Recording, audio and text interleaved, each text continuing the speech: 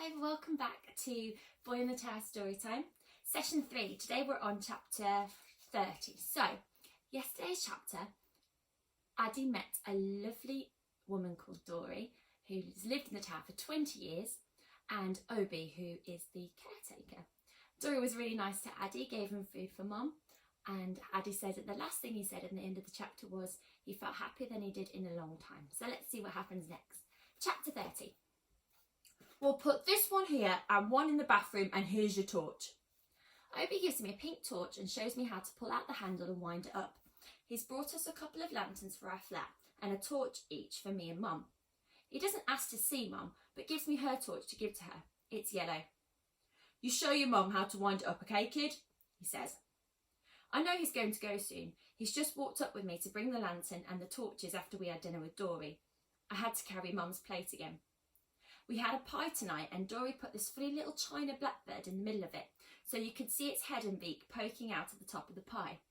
She said, we have Obi to thank for the pastry. I didn't know what she meant, so I said to him, did you make it? He gave a small chuckle and said, oh no, Dory just means I found the ingredients. Right, I'll be off now. See you in the morning, kid. I say, good night, Obi, and thanks for the torches, and he's gone. Mum's sleeping, with her back turned towards me. It's hard to do it without making any noise, but I try to put Mum's plate on her bedside table as quietly as I can and take away the one I brought up at lunchtime that's empty now. I wish she was awake so I could tell her about Obi and Dory. I want to tell her that I'm all right, that there's someone looking after me. It feels important that she knows, but I don't wake her. I leave her a torch and tiptoe out. I'll have to show her how to wind it up later. They're really good torches because they'll never run out of batteries. You just have to turn the handle a few times and the light comes on. I decide to wind mine up lots and lots so it won't run out for a really long time. I take a bit of time drawing Dory and Obi into my scrapbook.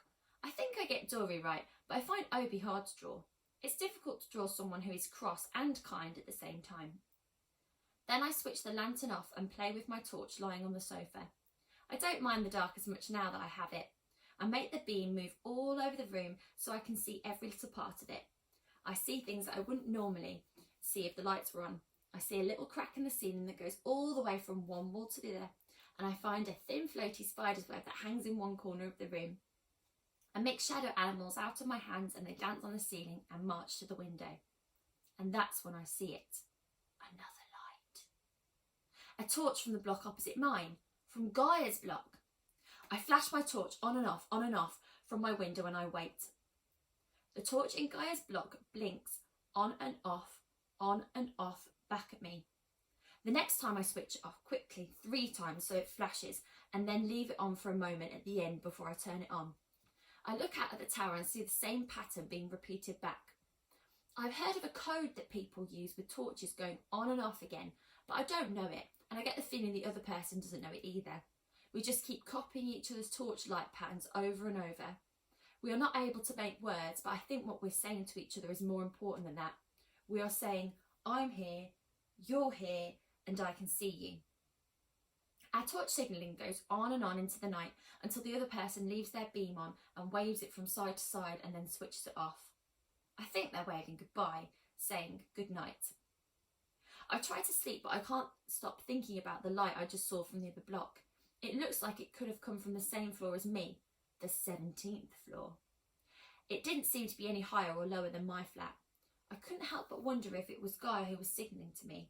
And what if she wasn't signalling me just to tell me that she was there? What if she was trying to tell me that she needed help?